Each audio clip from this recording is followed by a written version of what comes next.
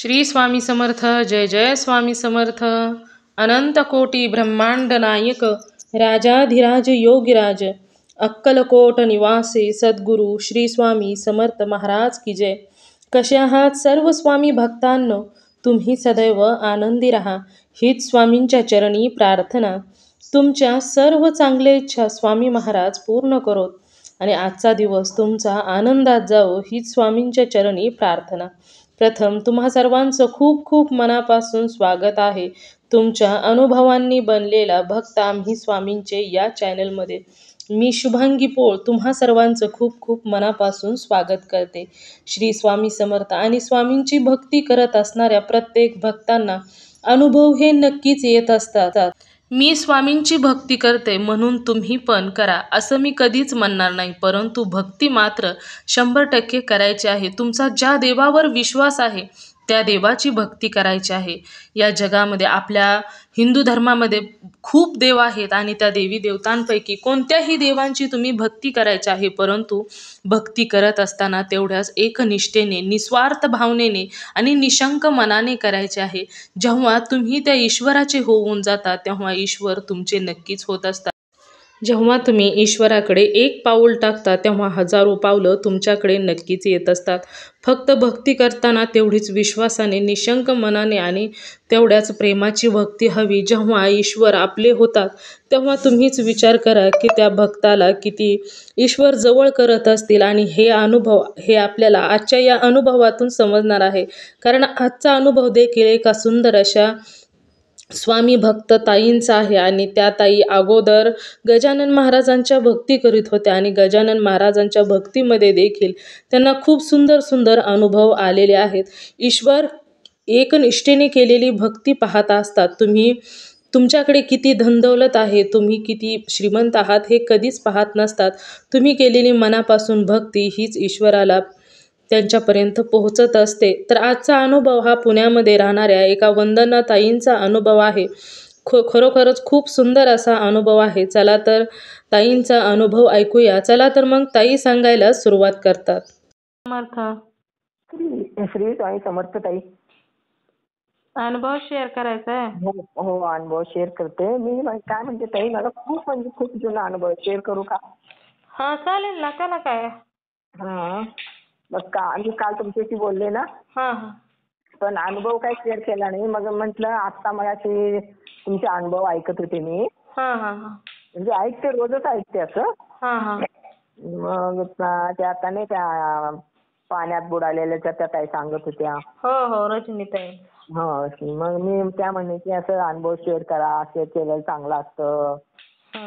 मग मी म्हटलं चला बघूया. आता खूप वर्षाचा जुना अनुभव आहे माझा. नाव सांगायचंय का ताई तुम्हाला? माझं नाव वंदना आहे. राहते ठिकाण, तालुका, जिल्हा काय? मी पुण्यात राहते. बरं चालेल. तुम्ही कधीपासून आला स्वामींच्या सेवेमध्ये? कशी आला? स्वामींच्या सेवेत आता 2-3 वर्ष झालं स्वामींच्या सेवेत आहे. आणि ह्याच्या आधी सांगते तुम्हाला, मी काल सांगितलं की 30-35 वर्ष झालं की गजानन महाराजांच्या सेवेत आहे. मग गजानन महाराजांचं म्हणजे मी खूप वर्षापासून त्यांची सेवा करत होते. वाचन करणं, त्यांचा ते पिठलं भाकरीचा निवेद करणं, मंदिरात जायचं. म्हणजे मी अंबरनाथला राहते. आता 2-3 वर्ष झाले तर पुण्यात आहे. काल तुम्हाला सांगितले ना मुलीसाठी. मग तिथे ह्याला पण आपल्या रोज उपासना गुरुवारी असायची, उपासनाला पण जायची. म्हणजे खूप म्हणजे इतकं मला गजानन महाराजांचं म्हणजे इतकं एक वेड लागल्यासारखं ना करत होते मी. करते म्हणजे अजून पण करते. प्रत्येक गुरुवारी तिथलं भाकरीचं निवेद दाखवायचं, वाचन करायचं त्यांच्यावर. म्हणजे मला घरचं कोणतरी एक माणूस आहे असं झाले. मग मी असं करत होते. तरी आता त्याला झाले बघा काहीतरी 30-1 वर्ष तर होऊन गेले असतील, जास्त झाले असतील. त्यावेळेचा अनुभव सांगते तुम्हाला मी. म्हणजे अनुभव हे काय असतात किंवा अनुभव येतात हे असं काही माहित नव्हतं, पण आपलं करत राहायची याचं. तर एकदा काय झालं, असंच आम्ही जेवण वगैरे झाली आणि संध्याकाळच्या वेळेला, आणि आमचे मिस्टर जेवण असं खाली खुर्चीवर बसलेले तरी अचानक ना खुर्चीवर बसले आणि खुर्चीवरनं खाली धाडकन कोसळले. अरे बापरे, कसं काय? चक्कर आली का? चक्कर आली म्हणजे सांगते तुम्हाला, तेच ना इतकं म्हणजे त्यांना काय ते आधी कामाला काय कळालंच नाही अहो. तर त्यांना शुगर झालेली होती आणि ती शुगर जास्त होऊन त्यांना ते म्हणजे खाली कोसळले आणि एकदम बाथरूमला झालं. मग त्यांना ते अटॅक आला. अरे बापरे. अटॅक आला तरी आम्ही म्हणजे आता इथं मुंबईत राहत असल्यामुळे माझं कोणीच नाही जवळपास. 2 मुलं, 2 मुली, 1 मुलगा आणि आम्ही. तर मग शेजारी पाजारी असं म्हणजे लगेच धावून आले सगळे आणि दवाखान्यात घेऊन गेलं त्यांना. दवाखान्यात घेऊन गेलं तरी असं काय दवाखान्यात घ्यायला तयार नाही. घ्यायला तयार नाही दवाखान्यात? हो, असं म्हणजे आता नाही काय असं झालं म्हटल्यावर पटकन नाही काय त्याच्यामुळे त्या दवाखान्यात आपण लगेच काही घेतले नाहीत. आम्हाला दुसऱ्या एका डॉक्टरांचं नाव सुचवलं, तुम्ही तिकडे घेऊन जावा. मग आम्ही लगेच रिक्षा केली, तिकडे घेऊन गेलो. तर त्यांना इतकं घाम येत होता की काय विचारू नका. बापरे. आणि मग दवाखान्यात घेऊन गेलं तर मग लगेच दवाखान्यात डॉक्टर वगैरे होते, ऍडमिट करून घेतलं आणि लागले तुम्ही खूप म्हणजे इतकं याच्या टायमाला घेऊन पोहोचला की काय सांगू काय ते म्हणजे तुमचं नशीब. मग लगेच मग लगेच ते त्यावेळेला 10,000चं एक इंजेक्शन बघा त्यावेळेला. आता झाले त्याला 30, 35, 40 वर्ष तर झाले असतील सांगते तुम्हाला. तरी इंजेक्शन दिलं, ऍडमिट करून घेतलं. मग संध्याकाळची रात्रीची वेळ होती ना, 10-11 वाजता. आणि मग 2 मुलांना घरी सोडून मी गेले, बाजूवाले होते, दवाखान्यात आले, सगळ्यांना ऍडमिट केलं आणि सगळे घरी निघून गेले आपले आपले. तर मी रात्रभर दवाखान्यात एकटीच अशी बसून रात्र काढली. मग आता माझे सगळे गावी, इथं कोणच नाही, काय करायचं. पण मला इतकं म्हणजे काय तुम्हाला सांगायचं, काय करू आणि काय नको असं झालं. गजानन महाराजांची भक्ती करत होता ना तेव्हा? हो, गजानन महाराजांची भक्ती करत होतो. मग नंतर सकाळी जरा पहाटे मग एक आमच्या ओळखीचे आले, म्हणे तुम्ही जावा घरी, पोरं घरी आहेत आणि बघूया. मग मी घरी जायला माझं काही मन होत नव्हतं. पण मुलं पण घरी आहेत ना, तिघं पण मुलं लहान आहेत. तो मुलगा नुकतं त्यावेळेला 10वी झालेला आणि ह्या त्याच्या पाठीमागे 9वी, 8वी असे होते. घरी गेल्यावर तरी मला इतकं घरात म्हणजे असं का आता तुम्हाला काय सांगू म्हणजे कळालं असेल कसं होतं माणसाचं. टेन्शन म्हणजे घरात कोणच नाही. मग गेले तरी मुलं घाबरलेली. मग ते मुलांना ते बाजूच्या मुलाने सांगितलं म्हणे तुमची आई आता दवाखान्यातच राहणार, तुमची आई त्या घरात येणार नाही, असं काय तरी पोरांना सांगितलं. मग पोरं घाबरलेली. म्हटलं मग आले काय, म्हटलं घाबरायचं नाही, म्हटलं आहे ते काका आले आणि मी आले घरी. मग आले, आंघोळ वगैरे केले, पूजा केल्याशिवाय मला चैन पडायची नाही ना, आधी रोज पूजा. मग पूजा झालं ते सगळं झाल्याशिवाय मला 10 वाजू देत 11 वाजू देत तोपर्यंत मी चहा पाणी वगैरे काय करायची नाही. मग आले, पूजा वगैरे केले. गजानन महाराजांना म्हटलं, महाराज म्हटलं बघा तुमच्याशिवाय मला कोण नाही आता आणि हिच्यात जर काय झालं तर मी इथे डोकं आपटून मी जीव देईन. अरे बापरे. असं मग त्यावेळेला बोलले. मग मी म्हणजे बोलले पण मला तेच म्हणजे काय की बाबा मला खरंच महाराज असं अनुभव देतील किंवा महाराज आहेत असं काय नाही. पण मला त्यावेळेस माझी तेवढी शक्ती मला असं वाटलं. मग नंतर दवाखान्यात थोडं 8-10 दिवस दवाखान्यात होते. मग घरी आले, मग गावी कळवलं. गावी मग माझी आई वगैरे आली. आई आल्यानंतर मग मला इतकं रडायला लागलं की काय आहे. आधारच आला ना आई. मग त्याच्यातून म्हणजे मग घरी आणलं, बरं झालं. मग 2-3 महिने असं घरीच होते, कामावर नाही काय नाही, कामावर राहणारे एकटे. मग काय कसं करायचं मला टेन्शन. पण एवढं होतं की काय म्हणजे कसं देवानं निवडून नेलं, काय केलं ते परमेश्वरालाच माहिती आता. त्याच्या आधी म्हणजे काय आधी कंपनी बंद झालेली 8-9 महिने. त्याच्यात आम्ही सगळे खाणारे 4 माणसं, घरात कोण नाही. पण तरी पण म्हणजे कसं चालत होतं ते परमेश्वराला माहिती. मग त्याच्यातनं बरे झाले. मग 2-3 महिने झाल्यावर कामावर जायचं म्हणे. सगळे कंपनीतले लोक त्यात बोलायला लागले म्हणे कामावर पाठवून द्या, येऊ देत, म्हणजे आम्ही हलकं काम देऊ. आणि थोडंसं आम्ही काय मदत करू म्हटल्यावर मग आता किती दिवस घरी बसणार. मग जायला लागले कामावर जायला लागले तरी पण म्हणजे इतकं पत्त वगैरे, गोड खायचं नाही, ते खायचं नाही, असं नाही तसं नाही, भरपूर टेन्शन.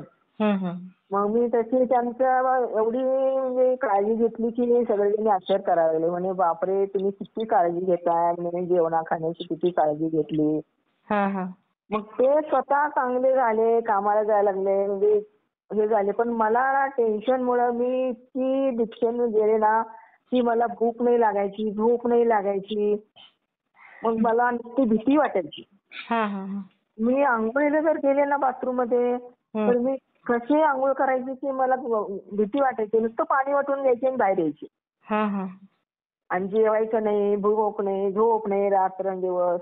आणि भीती कशाची वाटायची तुम्हाला? म्हणजे काय भीती वाटायची म्हणजे हे असं झालं कसं व्हायचं, काय व्हायचं, पोरायचं. म्हणजे टेन्शन येऊन ते एक म्हणजे काय म्हणतात मनावर असं एक दबाव. डिप्रेशन मध्ये गेल्या. मग मुलगा त्यावेळेला नुकतं 10वी झालेला. मग तेव्हा कॉलेजला जायचा पहिला दिवस, पहिल्या दिवशीच असं झालं. तरी पण काय करायचं असं. मग मी म्हटलं मला काय भूक नाही लागत, जेवण नाही जात. तो म्हणायचा तू जेवलीस तरी मी जेवणार नाही, तर मी पण जेवणार नाही. पण त्यांच्या पुढे घेऊन बसायची, पण मला जेवणच करायचं नाही अजिबात. जेवण म्हणजे कशाखाली उतरायचाच नाही घासावं. जवळजवळ असं कित्येक दिवस तुम्हाला सांगते मला काय होत होतं मलाच माहित नाही. दवाखान्यात मग गेले, दवाखान्यात डॉक्टर म्हणतात तुम्हाला काही झालेलं नाही. तुमच्या मनात काय विचार असेल तर काढून टाका. आणि घरात थांबू वाटायचं नाही मला. असं नुसती बाहेर बाहेर बाहेर बाहेर जायचं, बाहेरच बसायचं, असं बाहेर बसावं वाटायचं, घरात यायचं वाटायचं नाही.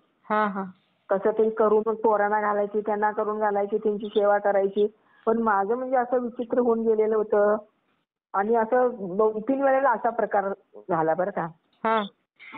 तरी पण मग ते असं झालं की नुसतं देव देव देव असं देवांच्याच पाठीमागे लागायची. त्या देवळात जा, ह्या देवळात जा, तिथं कर, ते वाच असं करत राहायची. त्याच्यात म्हणजे महाराजांची सेवा कधी करायची कमी केली नाही. मला होत नसलं तर ते मी आपलं करायचं. देवळात पण जायचं, चालायचं व्हायचं नाही तरी पण देवळात जायचं, सेवा करायची. असं करत राहिले. तर सगळं झालं, व्यवस्थित झालं. कामावर जायला लागले, काम म्हणजे चालू झालं. मुलं पण मोठी झाली. मग मुलगा पण कामाला. कामाला लागल्यानंतर दुसरा अनुभव. तो कामावर गेला, सकाळी डबा वगैरे करून दिलं, कामावर गेला आणि तिथं नाश्ता वगैरे केले. नाश्ता करून डबा वगैरे धुवून येऊन कामावर गेला तो. काम करायला सुरुवात केली आणि असं जरा अंगानं बारीक होता. तरी मेकॅनिकलचं काम होतं ना. तर त्याला म्हणे तू ते तिथं वर चढ आणि काय करते. त्याला सांगितलं आणि तो वर चढला. आणि काय झालं माहित नाही, तो तिथून खाली पडला. अरे बापरे. खाली पडला तरी ते एकदम असं त्याला म्हणजे छोटा मेंदू असते ना तिकडे मार लागला. अरे अरे. मग ते लगेच दवाखाना, सगळी माणसं तिथं अँब्युलन्स वगैरे कंपनीची असते. मग सगळे लगेच म्हणजे काय झालं असं घाबरून सगळे आणि जमा झाले. आणि मग काय केलं, दवाखान्यात घेऊन गेलं, ऍडमिट केलं. आणि देवा हे महाराजांची पोथी वाचतच होते. तरी फोन आला की म्हणे असं असं विकीला फीट येते का. मी म्हटलं नाही, कधी फीट वगैरे नाही, कायच नाही. त्याच्या दोस्ताने फोन केला. म्हटलं नाही फीट नाही. म्हणे काय झालं. मग तुम्ही घाबरू नका म्हणे, त्याला आता असं झालं आणि दवाखान्यात आणलं, ह्या दवाखान्यात आहे आणि तुम्ही या. बापरे. तरी मला रडायला यायला लागलं, तुम्हाला काय सांगू. बापरे म्हटलं काय झालं, माझा हात पाय लटपटा लागले. मग मी गजानन महाराजांना म्हटलं महाराज काय हे काय चाललंय. तिथं सगळं टाकलंय आणि गेले दवाखान्यात. दवाखान्यात गेले तरी त्याला म्हणजे असं हे झोपवलेले होते, काय केले तरी मी जाऊन बघितलं तसं थोडा झोप लागलेली होती त्याला. आणि आमची नणंद पण तिथेच कामाला होती. ती म्हणजे आता माझ्या समोर हातपाय धुवून गेला आणि एवढ्याच कसं काय झालं असं तसं बोलायला लागल्या. म्हटलं मला पण काय माहित नाही, म्हटलं असं कधीच काय झालं नाही. मग ते दवाखान्यात ना तुम्हाला सांगते इतकं त्याला असं म्हणजे ते छोट्या मेंदूला मार लागल्यामुळे रक्तवाहिन्या बंद झाल्या ना. थोड्या थोड्या वेळानं तो इतकं झटका आल्यासारखं करायचा आणि इतकं ओरडायचा की विचित्र, आणि सगळे त्यानं किती दाबून धरले, काय केलं तर तो ऐकायचा नाही. अरे बापरे. मग सगळे असं करायला लागले. तरी मग ते कोण डॉक्टर म्हणते ते झालं, काय झालं, असं झालं, काय काय वेगळेच करायचं. मी घाबरून म्हणजे रडायची आणि नुसतं गजानना गजानना गजानना गजानना, मी नुसतं माझा हेच धावा. मी इतकं गजानन गजानन गजानन म्हणजे मला काय शुद्धच राहायची नाही. नुसतं मी म्हणजे मला रडायला पण यायचं नाही आणि असं काही बोलता पण यायचं नाही. नुसतं गजानन गजानन महाराज गजानन गजानन असं मी ओरडत राहायची. मग ते असं करता करता असं झालं, माहिती झालं. मग एकाना कुणाला माहिती नाही, डॉक्टरना काय समजलं नाही. ते आमच्या मुलीचा दीर होता, म्हणे तुम्ही त्याला इथनं हलवा आणि ठाण्याला घेऊन गेला. मग लगेच ते डॉक्टर बिक्टर होते, कंपनीतले हे होते, फिटर लोक मोठी, साहेब लोक, मग ते आले, अम्ब्युलन्स केलं, मग ठाण्याला घेऊन गेलं. ठाण्याला घेऊन गेलं तरी माझा धावा असता गजानन महाराज गजानन महाराज असं चालूच झालं मला. तिथं नेल्यावर डॉक्टरने बघितलं, तपासून हे करून ते सगळे बापरे असं कंडिशन बघितली ना, बघायला पण सोडत नव्हते. बापरे. आणि माझी नणंद होती, माझ्या बरोबर होती. मग डॉक्टर म्हणे जरा 5 मिनिटं सोडावं, आई आहे त्यांना बघू द्या. ते सोडायला तयार नाहीत म्हणे, लांबून जरा असं बघितलं तर ते बघून म्हणजे इथं बांधले ते काय बांधून ठेवून काय काय करत होते तुम्हाला सांगायचं. बापरे, काय विचारू नका, अशी परिस्थिती होती त्यावेळेला. बापरे. मग मी इतकं घाबरलेली तुम्हाला सांगते, काय सांगू. मग तरी माझं हे नुसतं हेच गजानन महाराजांचं नाव तोंडात माझ्या. जवळ बघा 17-18 दिवस का 19 दिवस दवाखान्यात होता तो. आणि मी दवाखान्यात. मग तिथं मग घरात मुली, मग नंतर माझ्या बहिणी वगैरे आल्या. त्यावेळेला पाऊस एक असा लागलेला, तुम्हाला सांगायचा, पाऊस असा पडायचा बापरे, काय विचारू नका. मग तिथून जेवण यायचं, पण मला जेवणाची शुद्ध नाही किंवा झोपेचं नाही, मला झोप नाही, काय नाही. दवाखान्यात राहिलेली मी 17-18 दिवस. काय तुम्हाला सांगते, आंघोळ नाही, काय नाही, काय अशी मी तिथे बसून होते बघा, रात 3 दिवस. महाराजांचा धावा चाललेला. हो. मग ते म्हटलं, मला डॉक्टरांना म्हटले, डॉक्टर म्हणायला लागले तुम्हाला अजिबात झोप नाही, म्हटले तुमची परिस्थिती लई झाल्या, थोडं पहा. मी म्हटलं मला झोपेचं इंजेक्शन द्या पाहिजे तर मला काय झोप, इंजेक्शन दिलं तर सुद्धा मला झोप नाही, गोळ्या दिल्या तर झोप नाही. बापरे. इतकी कंडिशन माझी म्हणजे त्यावेळेला अशी झालेली. पण महाराजांचा धावा माझा होता. मग महाराजांनी ह्याच्यातून गेलं ते आता म्हणजे हे अनुभव काय असतात हे आता ऐकून हे माहिती पडायला लागलं. म्हणून मी म्हटलं काल तुम्ही बोलल्या तुम्हाला अनुभव सांगायचा का, सांगितले फक्त त्यांचं तुम्हाला नाही काय त्या माणसाचं सांगितलं ते बोलले. मग नंतर माझी मुलगी म्हणाली तू काय सांगितली काय, मी म्हटलं काय सांगितले, म्हटलं एवढे दिवसाचे अनुभव आहेत काय माहित आता, म्हणजे आपल्याला अनुभव त्यावेळेला आलेले आहे पण आम्हाला ते समजून नाही आले. मग त्याच्यातून मी अजूनपर्यंत गजानन महाराजांना म्हणजे त्यांचं चालूच असतं माझं वाचन म्हणा. आणि कधी म्हणजे आता थोडे दिवस म्हणजे इकडे आल्यापासून थोडंसं माझी ती सेवा वगैरे बंद झाली, जायची तिकडे देवळात. पण घरी आपलं छोटी हे पुस्तक आहे त्यांचं सारांश वाचते. आणि स्वामींच्या पण सेवेत आल्या, आता तिकडे आल्यापासून मुलगी स्वामीचं करते तर मग स्वामींचं पण करायला लागले.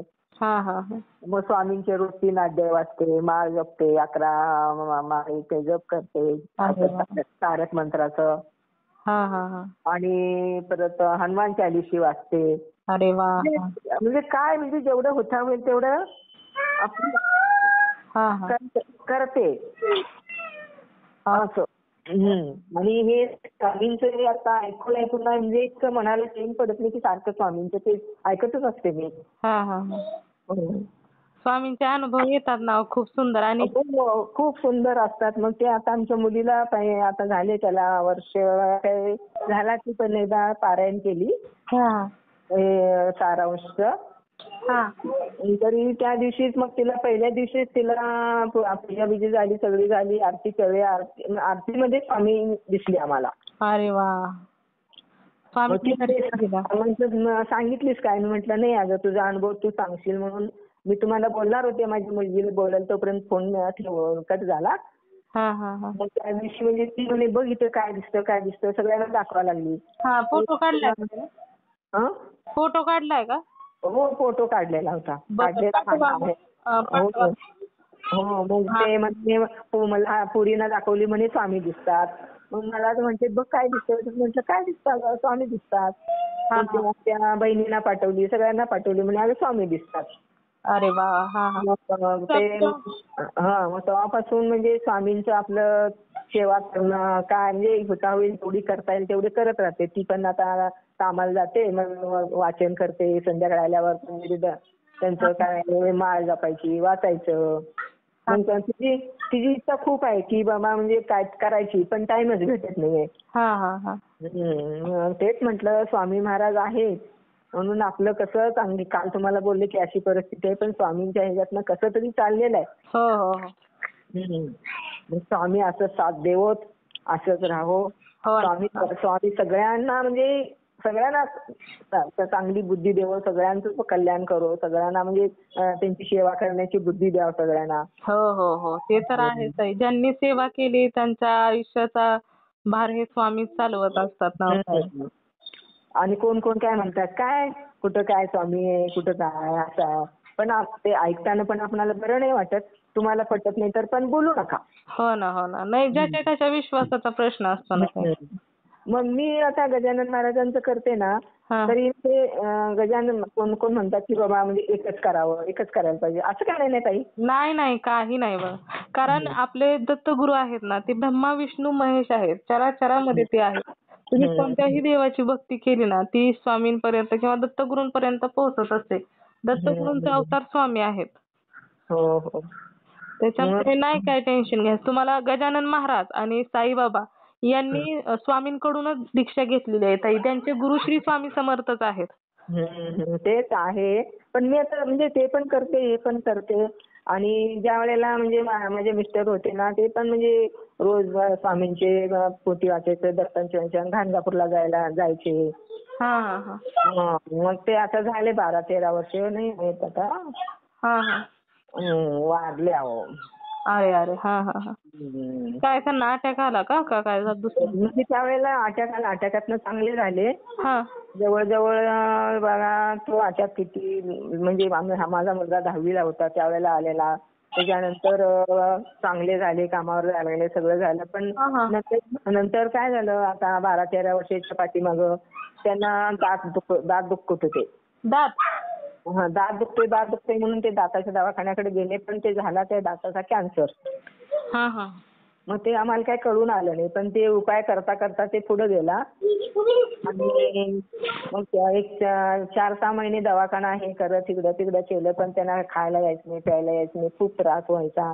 मग ते 12-13 वर्ष झाले मग ते गेले त्याच्यामध्ये.